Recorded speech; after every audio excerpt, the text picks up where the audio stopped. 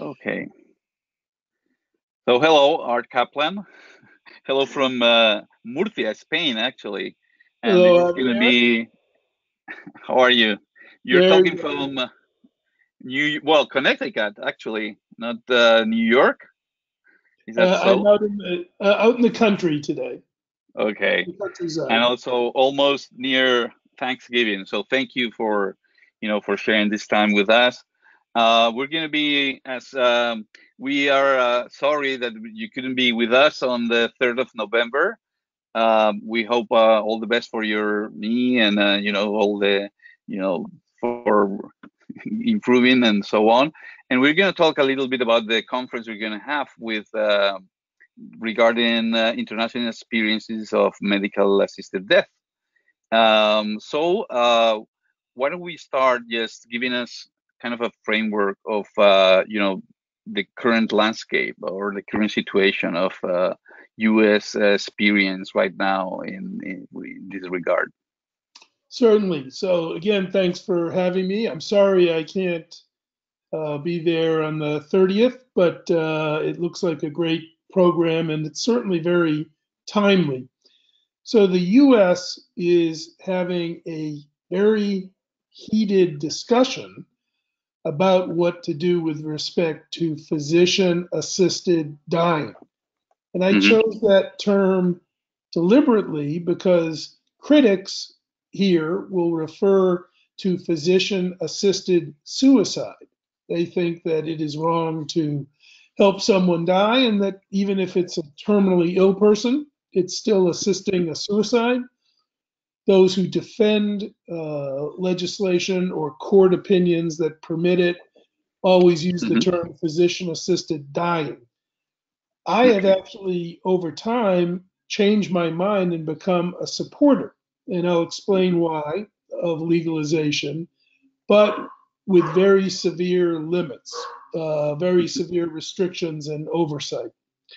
Mm-hmm. So, to understand what's going on today, we have about 7 states that have legalized physician assisted dying.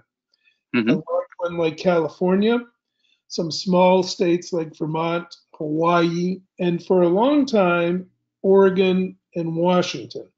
So Mm-hmm. there's different states that politically have decided to make it legal. I should Mm-hmm. say there's at least one state, Massachusetts, which held a vote and decided by a very close vote, maybe 1%, not to make it legal. That was a few years ago now. And we've had 2 courts at the state level, New Mexico and Montana, saying you can do assisted suicide.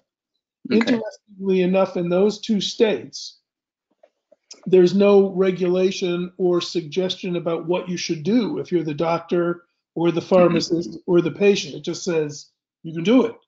So there are not many people doing it in those states, but there are 1 or 2 doctors who have written prescriptions in Montana for sure to Mm-hmm. help one of their patients die. The other states have very tightly controlled oversight of Mm-hmm. physician assisted dying. Oregon has been in place the longest, probably close to 23, 24 years now. Mm-hmm. And the newest is probably California and Colorado, where we don't have Mm-hmm. much data yet about what's going on. Mm-hmm. When these states made it legal, Oregon made it legal first by a vote of approval specifically for assisted dying. That is, it Mm-hmm. was what we would call a plebiscite or a citizen vote on the Mm-hmm. issue. And then that was challenged, and they repeated the vote and passed it again.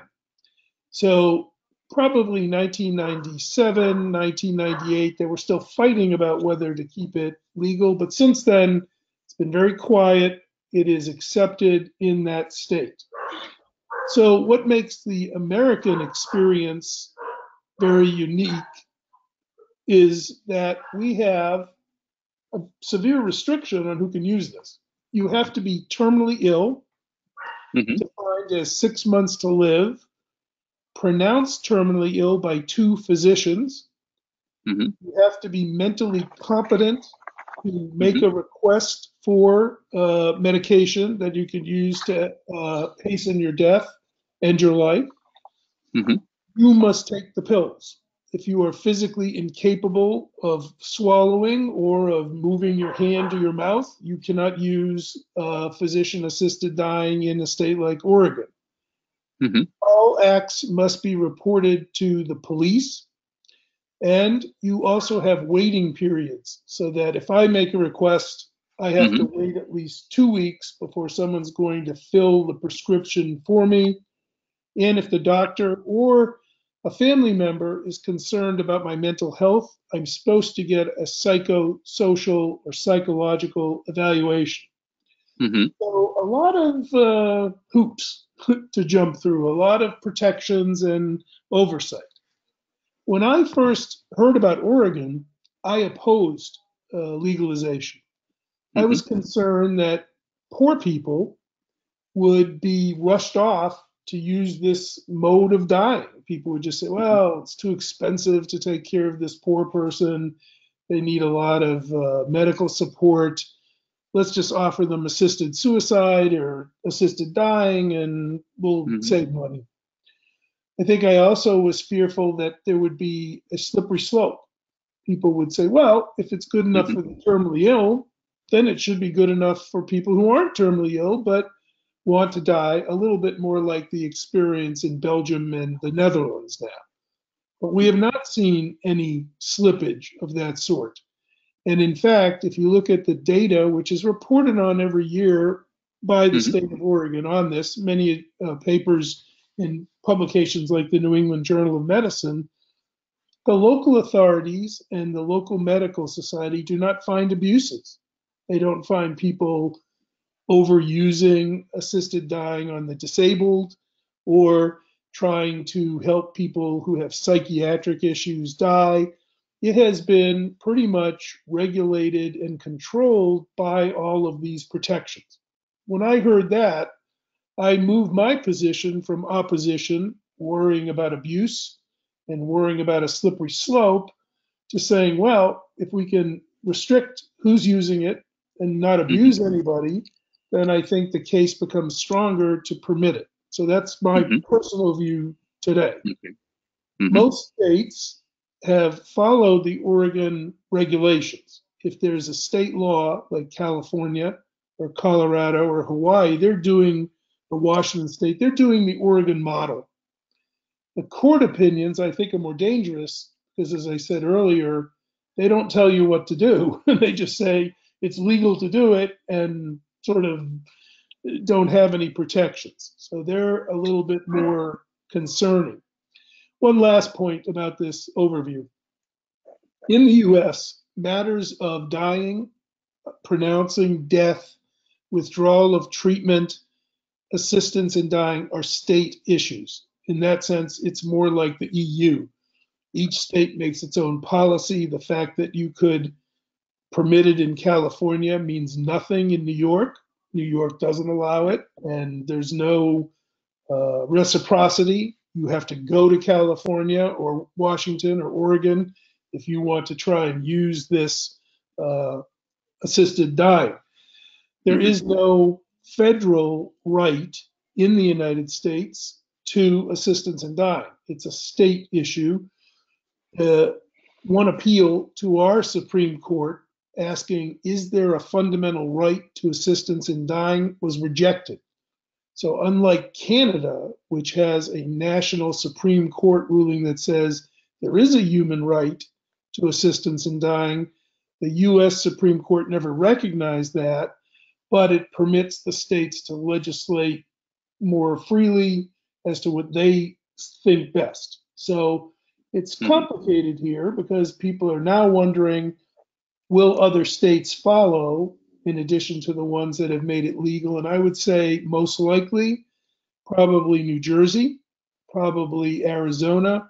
These are maybe even Florida. These are states with a lot of older people. They worry more about end of life care issues.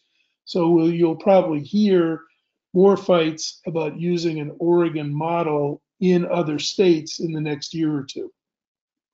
Okay. Let me just thank you for this part.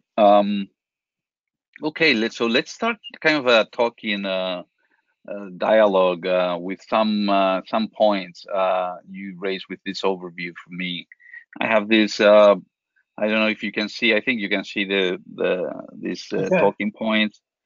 Although I may use some of those and not others, and maybe raise another ones coming from your review.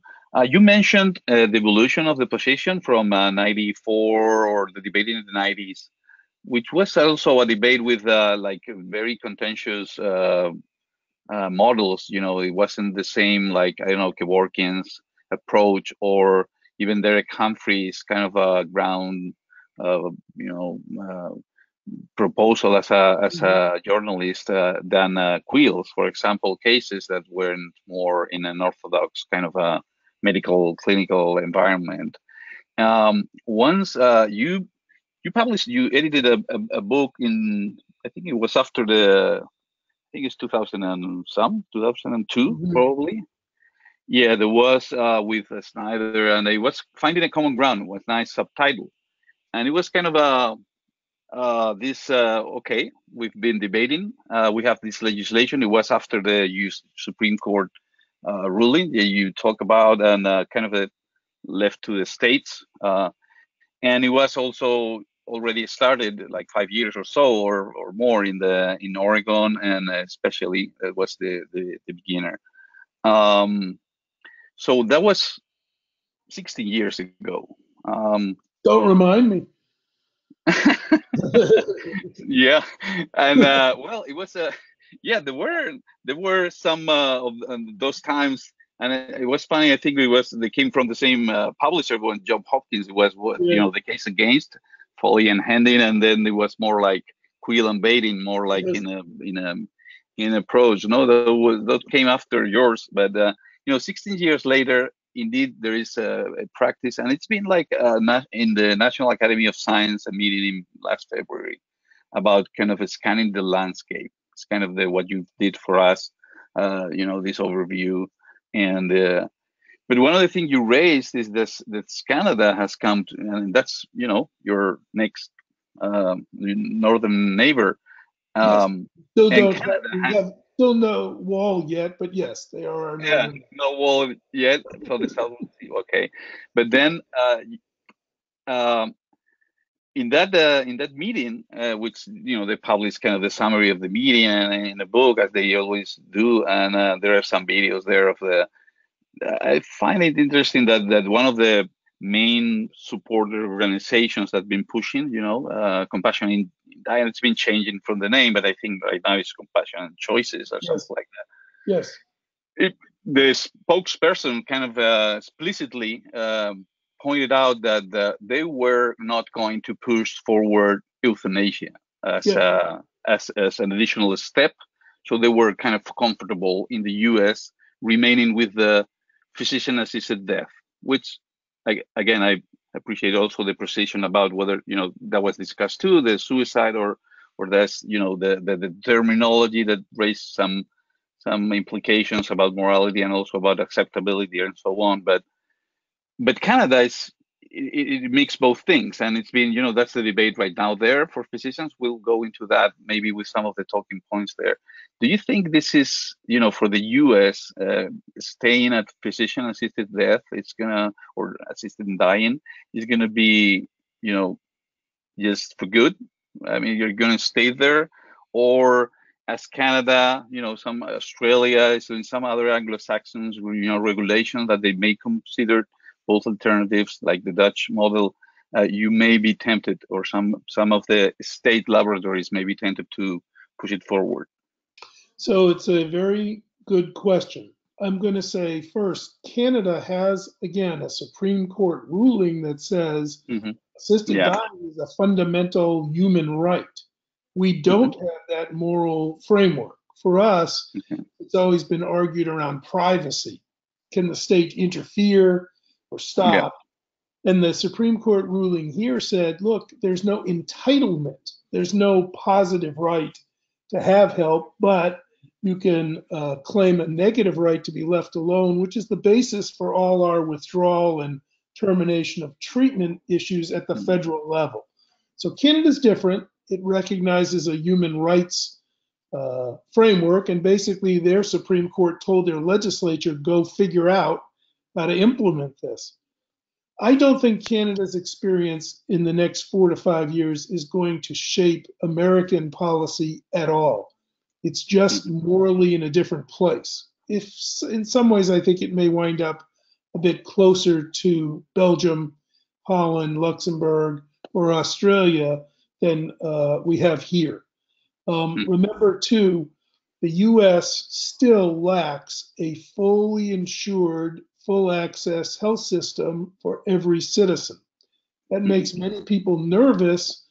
You know, I sometimes say a little bit jokingly, it would be better to create a right to healthcare before we get, and a right to see a doctor for everyone before we create a right for everyone to be killed by the doctor.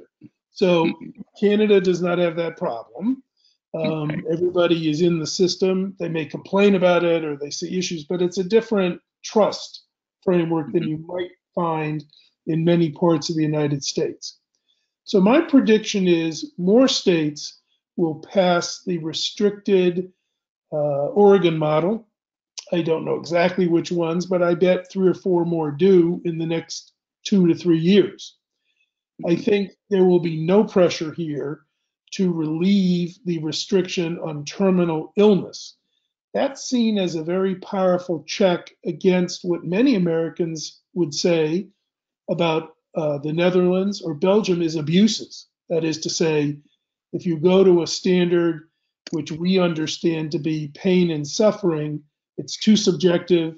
It leads to people dying who maybe would have been better off with psychological support or other forms of social or theological or spiritual support. I don't think Americans are ready to follow the, if you will, Dutch and Belgian model. So I don't think that's going to happen here, but I'll predict something else. Many people here are afraid that they won't qualify for Oregon type restricted assisted dying because they may lose their competency. Say you have Alzheimer's or a stroke or Lewy body disease or something that impairs your ability to choose.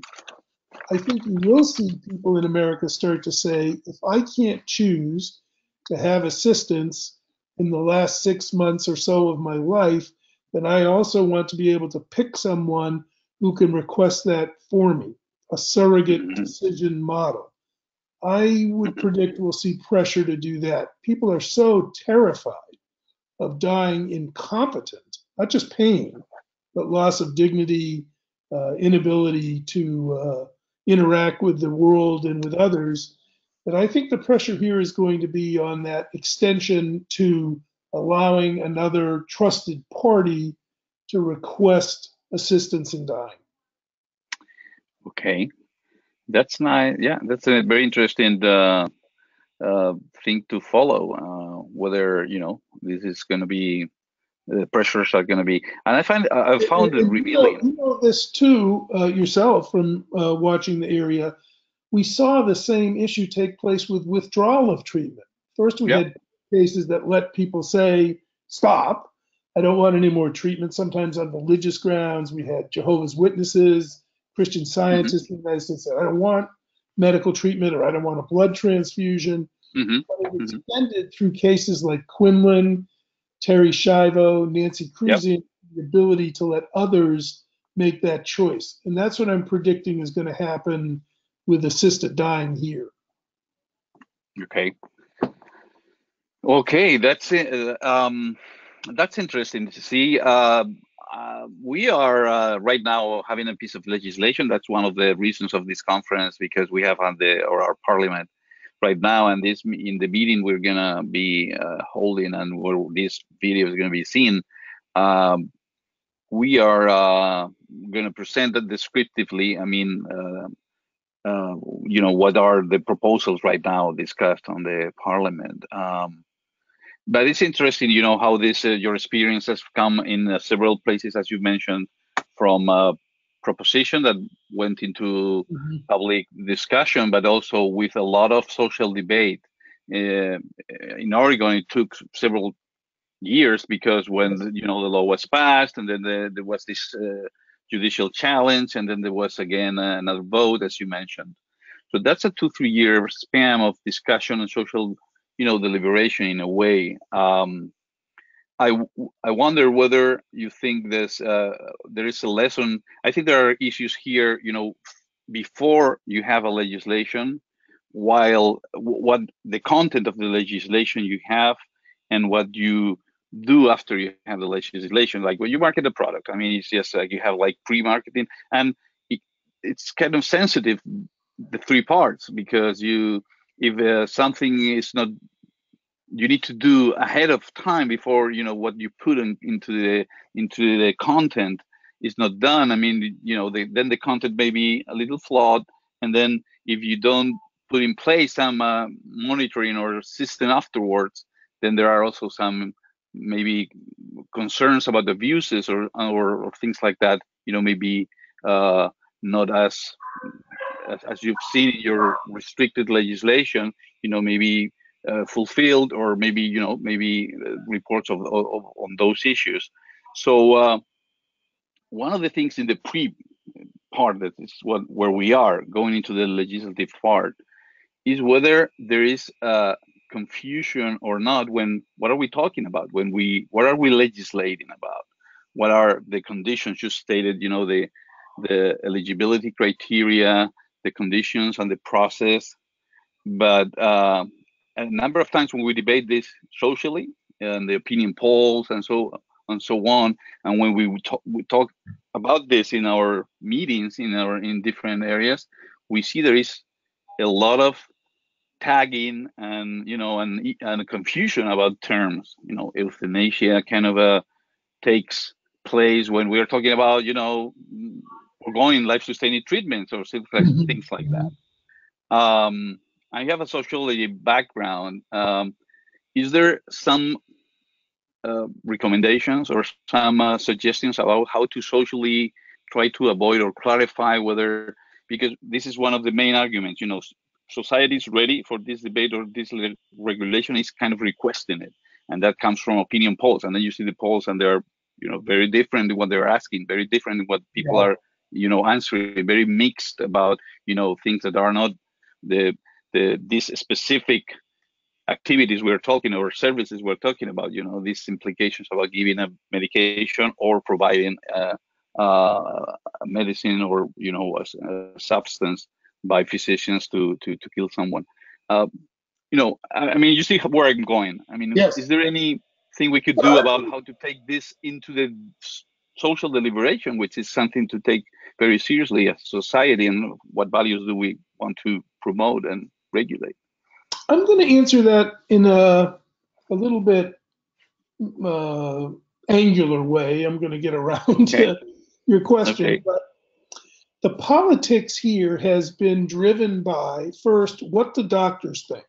So one sociological fact is medical societies in the States have shifted their views from we oppose any physician-assisted dying or physician-assisted suicide to what I'm going to call neutrality.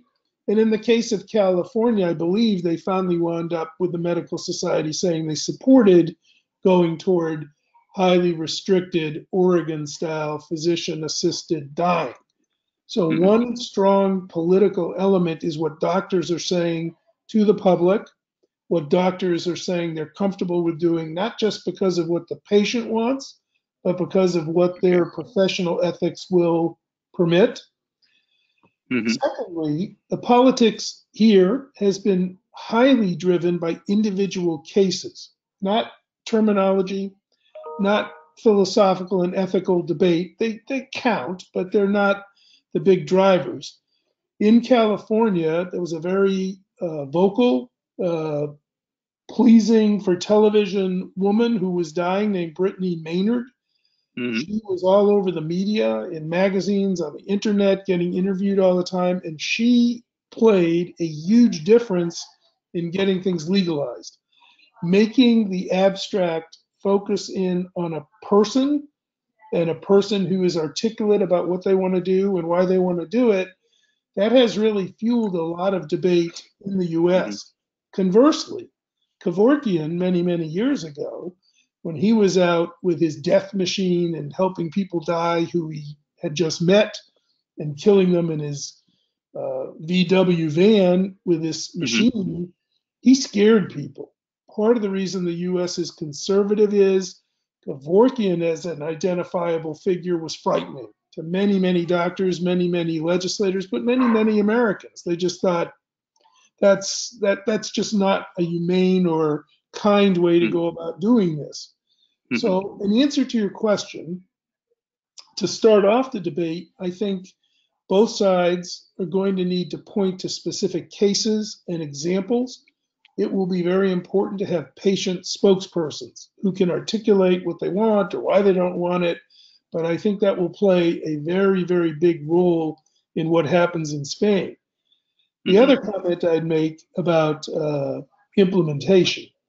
So we know that it's been important in Oregon and in Washington State as the early pioneers to monitor carefully and ask for reports, as I said, back to the police and to the authorities. Without that reporting, I'm not sure we wouldn't see abuses. Without that reporting and having templates and what to say and how it needs to be reported, I'm not sure what would have happened in Oregon and Washington. But it is important to point out that very few doctors actually do assisted suicide, assisted dying in Oregon or Washington or anywhere. I'd say most physicians are not comfortable with it. And so implementation also raises a slightly different question. If Spain or any country says, all right, we'll do this, but the only physicians who are willing to do it are based in Madrid and Barcelona, just hypothetically, then what does the person do in San Sebastian or Valencia or some other place? Are they going to say, you have to send us a doctor? Will the state pay for that? Will they say, well, I want to be moved in my final days of suffering from terminal cancer or AIDS or something to a place where these practitioners are? Would a clinic open up and say, you can all come here? We haven't seen that yet, but I always worried that in a big state like California, if few doctors want to do this, to implement it, you're going to have to think hard. They will in California, you will in Spain, they will elsewhere. How do you make access possible if most practitioners don't want to do it? One last comment. We got focused on doctors doing it partly because of Jack Kevorkian. As you know, and many in the audience will know, Switzerland has the dignity movement. They're not driven by physician behavior, right? It's sort of, you get the prescription and lay people can arrange a suicide. It may be that we've ignored a little bit the role of nurses or pharmacists. Maybe they too could get involved with an assisted dying if one is concerned about access. Because again, in big parts of the United States, even where this is legal, implementation does not mean that there's going to be someone near the patient or within 100 kilometers of the patient. Okay. Yeah, and that's that brings us regarding Spain, we do have a couple of very eloquent social cases that kind of represent some of the continuum of the spectrum of end of life situations. We had one famous paraplegic that was like 50, 60 years old, and it's been like 20 years requesting kind of a euthanasia. Finally, he had some help for a physician-assisted suicide. He taped a video. They prepared him kind of a glass with some product, and he recorded a video while he explicitly, said a farewell and kind of drink the dish. And then there was a judicial case that was finally closed without indicting anyone, because there were several people that indicted themselves, and And then that was kind of vocal. Then they made a, one of our filmmakers has made a quite poetic film about, you know, his life and his kind of a situation. That was a few years ago. So that's an issue about, you know, assisted suicide, euthanasia. He was in different debates at the time, but that was several years ago. It didn't push through at the time when it was kind of the topic. But it will be probably some example to vocal. The other was a case of a woman in the south part of Spain, in Andalusia, Inmaculada Echevarria, which was dependent on muscular dystrophy, and she was dependent on a ventilator, and she decided to quit. I mean, he said, okay, I don't want it anymore. And so it was debated about with ethics committees and so on. The one in the institution she was, then regional committee they had. Finally, they analyzed capacity and competency to make that decision. They agreed that she was competent to do that. But then the institution where she was, they didn't appreciate. I mean, they didn't want to take off, the ventilator there, and so they moved it to another institution, and it was finally taken of the ventilator, and finally she passed away. So that's another issue about, one of the topics, and not confusing, both issues. And but of course, I mean, it was debated whether it was this thing. I talk about this social deliberation because I find it interesting, and this gives me a small anecdotal point. That was the President's Commission, and the last one with Obama's administration, and it's been kind of a strong into the introducing this piece of deliberation and the education within the reports they've they discussed, some research, some about all the reports that came from the President's Commission. Well, Trump's administration, no President's Commission on site, by the way. But I don't want to touch the wound. But anyway, this social, I found this movement pretty interesting, but I wonder whether when you get into the legislative part, things are very heated and very, polarized in order to have this kind of climate of discussing, finding a common ground and regulating and so on. And I don't know, we'll see. How do we proceed here?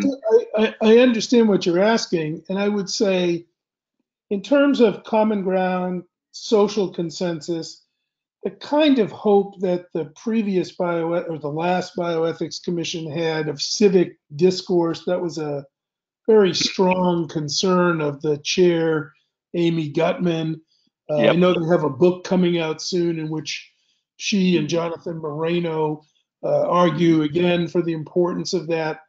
I think it was a little bit true that there was social discussion and debate in a respectful manner. You saw it sometimes on television in the states where the issue was being debated. But if it goes to the legislature, what tends to happen in the US is groups that have lobbying power, whether it's organized religion or disability groups or medical groups, or just groups that are for this and have resources, they tend to drive the debate almost despite the discussion, if you will. That is to say, they lobby, they buttonhole the legislators, they get them to sort of do what they want them to do.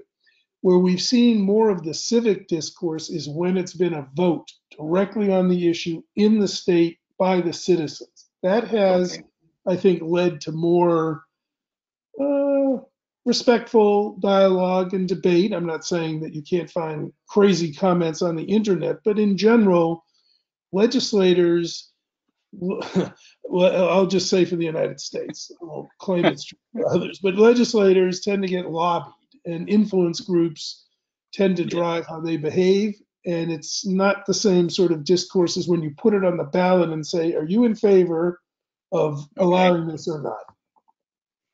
Okay, that's an interesting point. Whether because we are, I mean, we talk about different times about referendum and different issue, but we haven't had just a few. I mean, going into NATO was kind of the one of the last ones, and that was, you know, in the 80s. So, well, that's an interesting point. I mean, well, how to proceed as a society. One of the other things is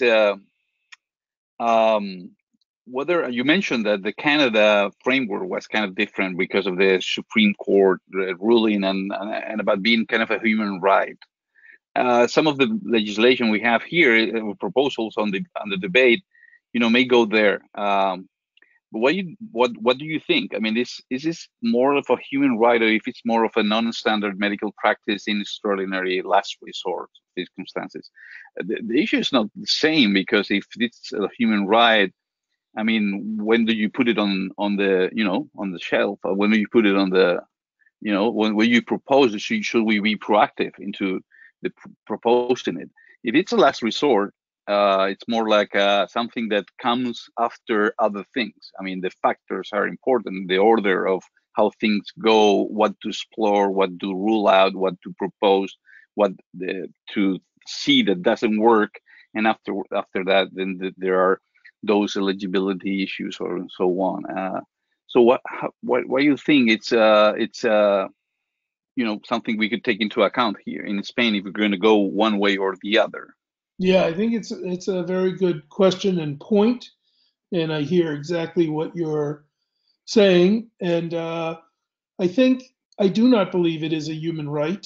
I do believe in some human rights, but I don't think assistance in dying is one of them. I think we do have a right to be left alone. We do have a right to decide if we want medical treatment or not. I think we have a right to reject it if we don't want it, and it should be stopped if we're competent and say, I don't want this anymore. That seems to me to be a fundamental human right to control what is done to your body. But assisted suicide or assistance in dying requires someone to provide you with help, someone to provide you with the means to do it, someone who is going to, in other words, be a third party who will be engaged. And that, I don't think, is a fundamental human right. I think that's something that we can create as a right, legislate, vote in, decide that we're going to support it and that we're going to pay for it too. But it's not something that I see as part of entitlements that people have just because they're citizens. So I'm not buying totally the Canadian argument. I'll tell you who did buy it was Jack Kevorkian. Jack Kevorkian believed that anyone who wanted to kill themselves, anyone, should have a doctor's help so they wouldn't suffer for whatever reason it was. He was probably the closest we've ever seen in the world to a human right that extended to everyone over 18, you know, for whatever reason. You said, I got divorced, you should have the right to the doctor helping you die. You didn't win a bet about a soccer match, you have the right to have someone help you die.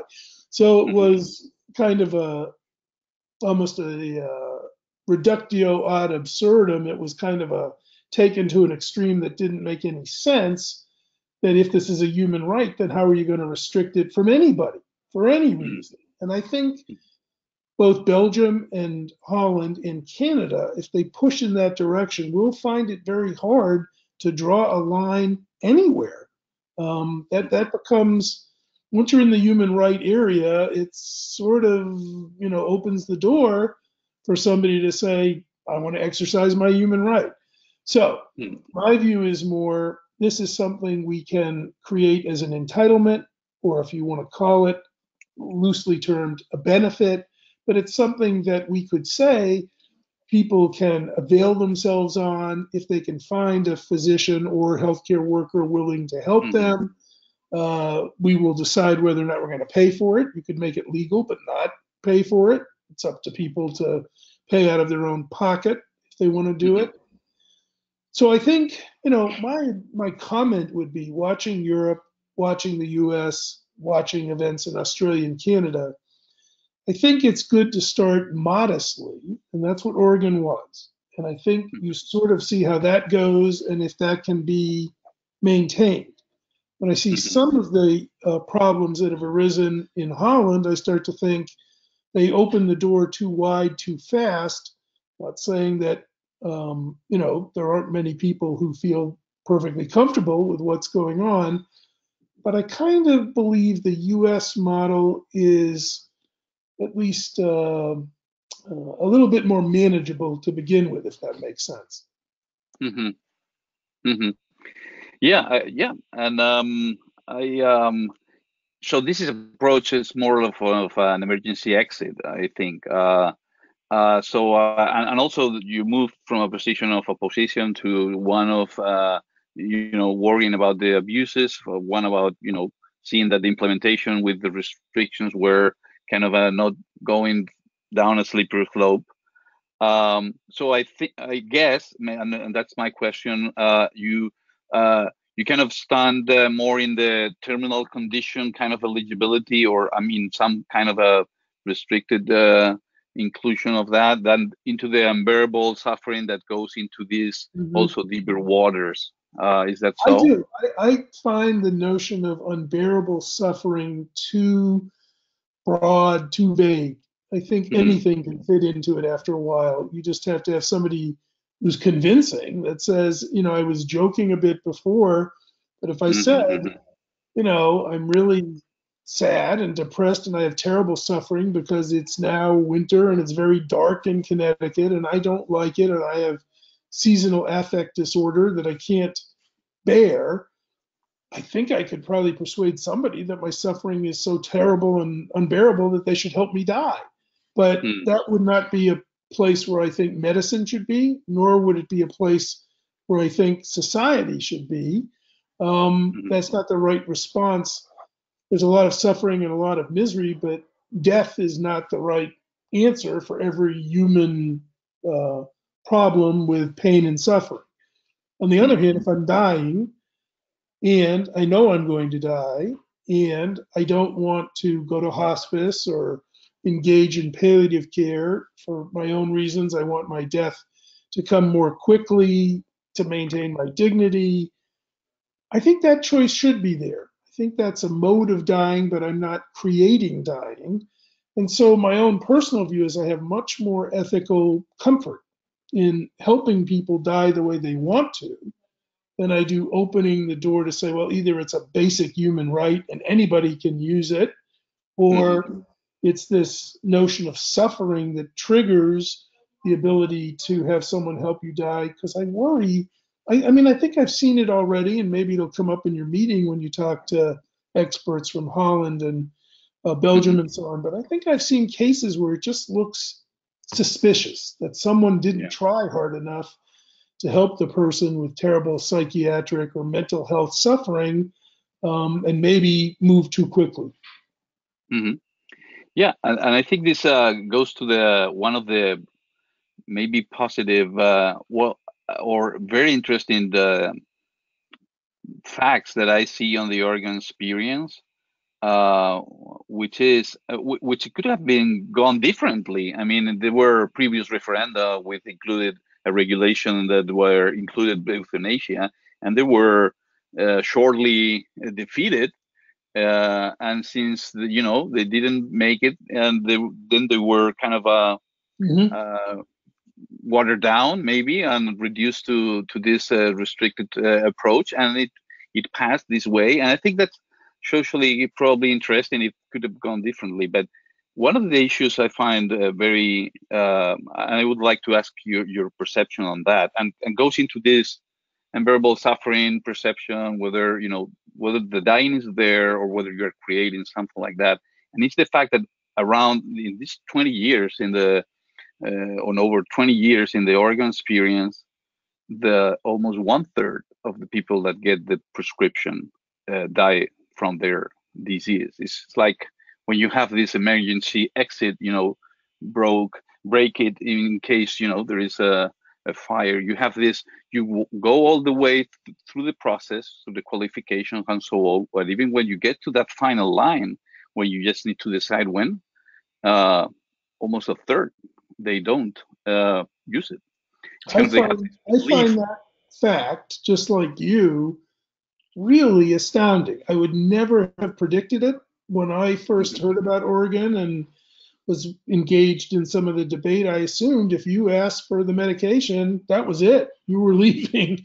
There would be no doubt that you'd made up your mind. And as you say, Javier, you're exactly right. About a third of people never take the lethal medication.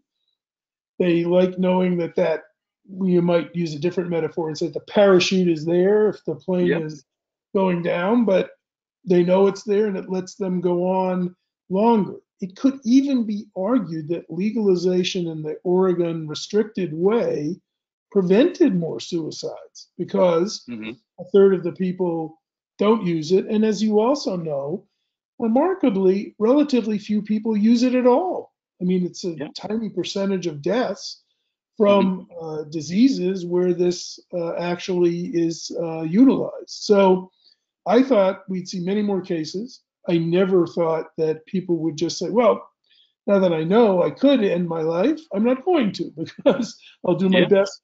I want to live, and as long as I can endure day to day, I will. And I think that's very instructive, again, in favor of maybe the more modest or restrictive approach as people move into this. I'm not saying it has to go further, but at least you find out, can this really be implemented in Spain? Can we have proper oversight? Are there going to be abuses?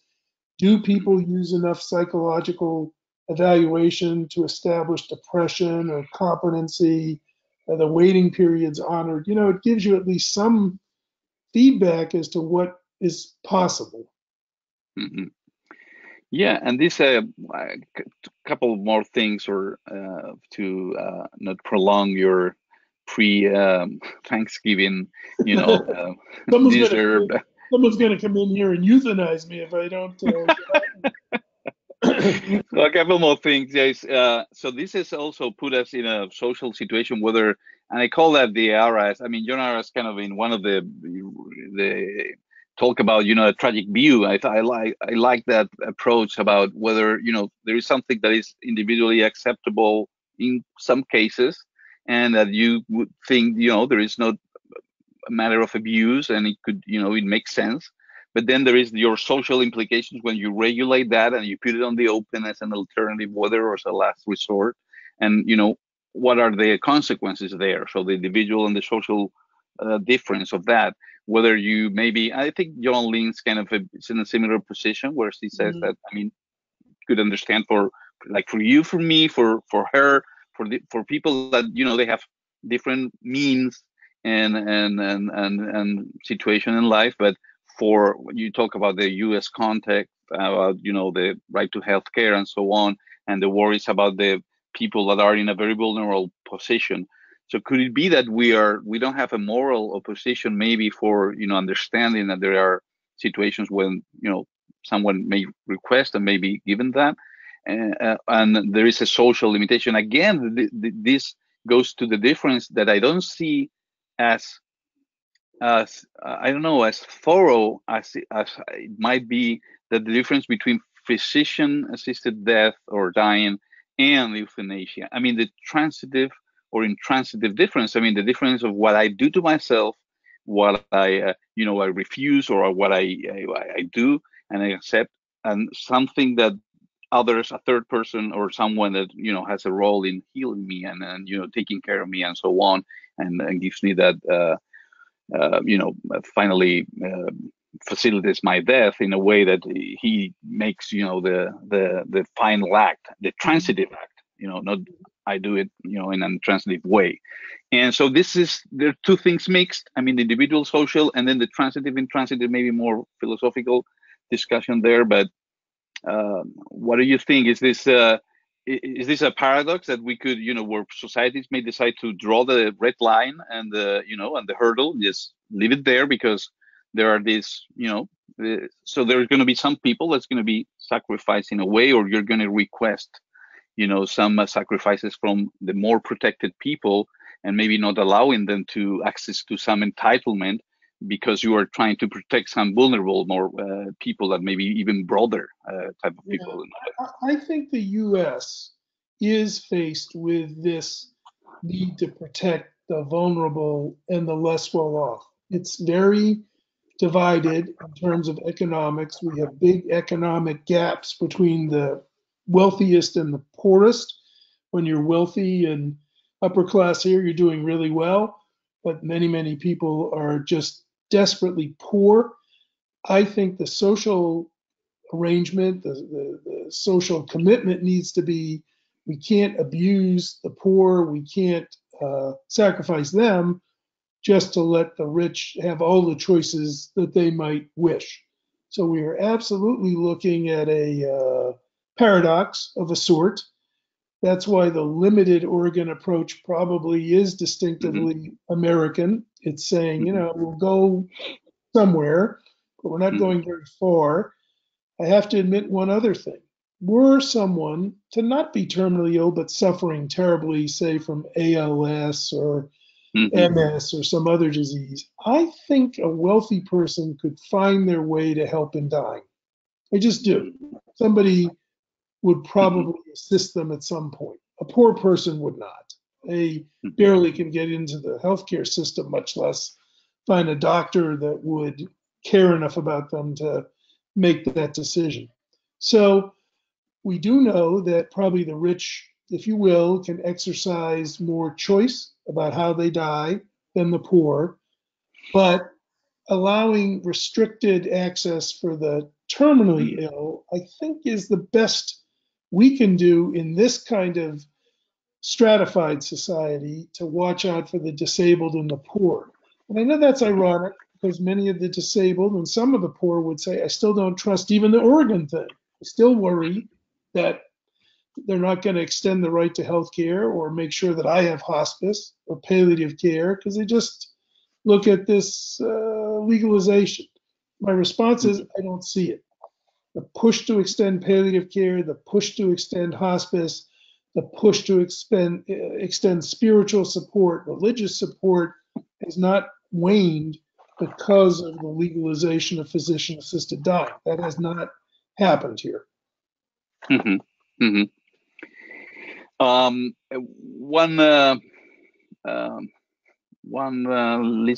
Last question, maybe there will be a bonus, but is there any, there is, in this last resource alternatives, there comes and goes the use, the refusal of food and liquids, you know, kind of again, in this sense, you know, let's, you know, the ones that can, and they're strongly, you know, in a crossroad, have this additional kind of a burden that they taking this kind of a very kind of a strongly willed decision and helping them through that.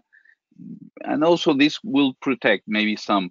And also this was kind of the a position that I think that the Gerd, Colbert, and Closer kind of proposed, you know, the difference between request and refusal. Again, you know, as a moral different standpoint, and therefore being socially safer place when you ask this burdensome situation of say, okay, just refuse food and liquids, and we'll help you through that time, you know, easing your symptoms and, you know, and the what you may be experiencing there.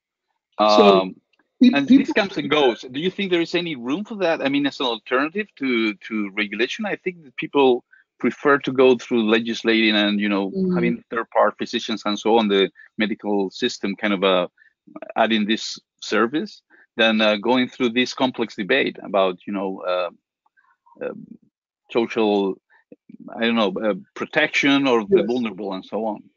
So interesting. When our Supreme Court got asked about, is there a fundamental right to assisted dying, they said no, not in the American Constitution and so on. But they did note that refusal of food and water, including terminal sedation, was always possible. So it was there in our Supreme Court opinion. I'm going to answer by saying I do think it is an option in various situations, but I've been at some big hospitals over the past 20 years in Philadelphia, New York. I'm going to tell you, I never see it. I know people talk about it, and They say it's something you could do. I never see anybody do it. As soon as it comes up, the family starts to say, or the partner, or the friends, they don't want it. It makes the nurses uncomfortable. I'm telling you, it's theoretically interesting. I never see it. I don't know if you see it, Javi. I never see it. No, I haven't. Yeah.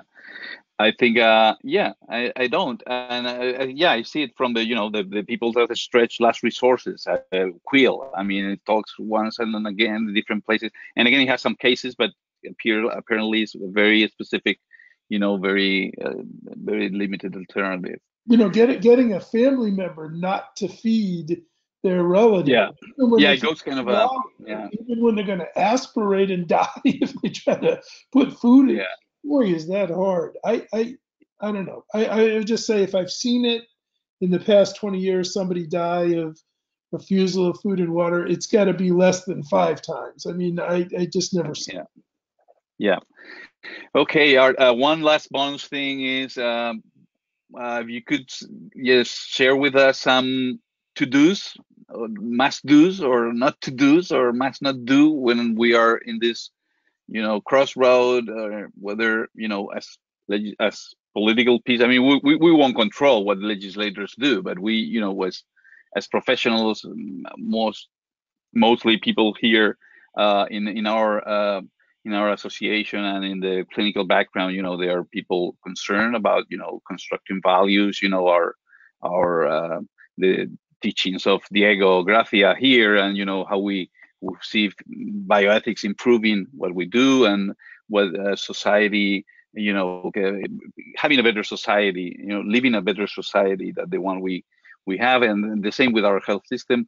So what should we be very closely following? What alerts? What's how our radar should identify the perils, and some of the things that we must learn from these experiences.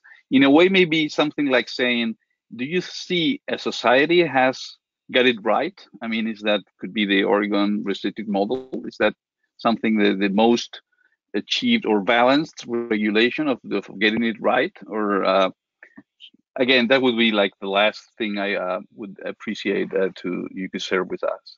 Well, I do favor the Oregon model as the best answer in the US.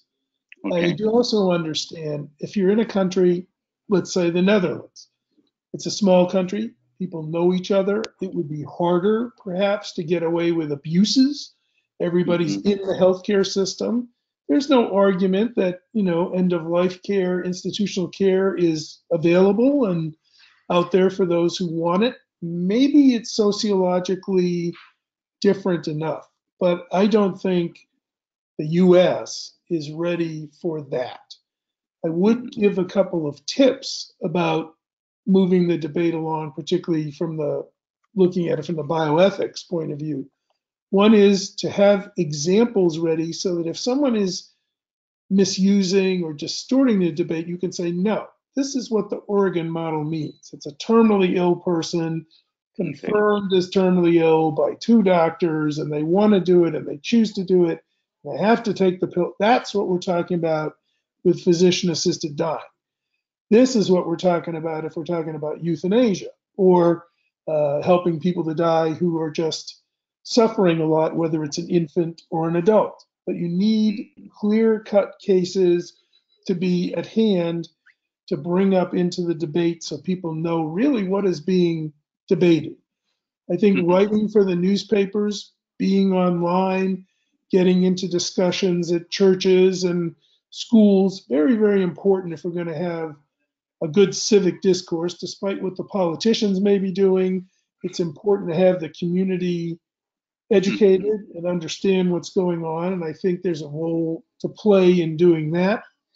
And my final comment about sort of making the debate move along is to really have the examples of these other countries ready to go.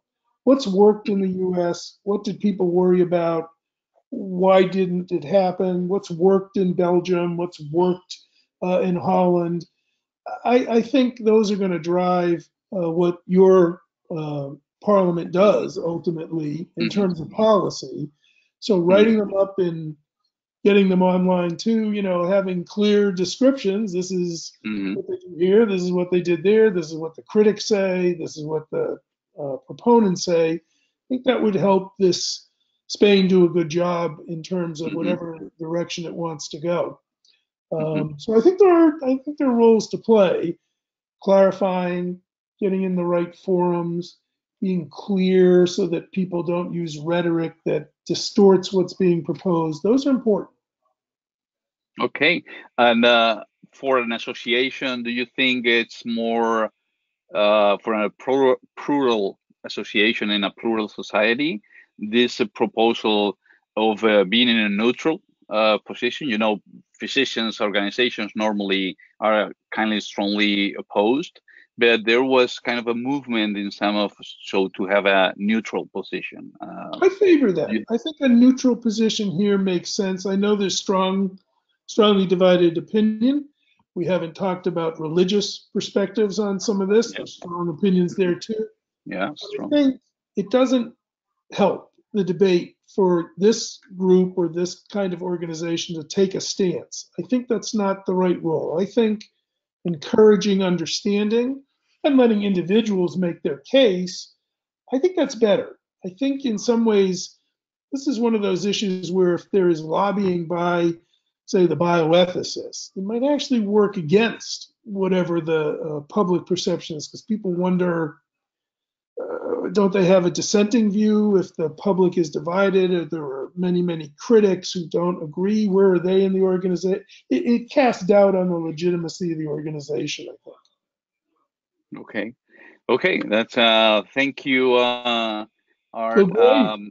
I think we may have do you plan, do you think this is enough, or do you think we may have the chance of having you like 20-30 minutes with the debate with Agnes van der Heijden? I'm happy to get on if you want me to. I blocked out the time. So okay, I want to ask them questions. This is working. Perfect. I can get there. It won't be as dark. It won't be as dark as it is in this room. No, it won't. I feel like I'm in Plato's cave here. But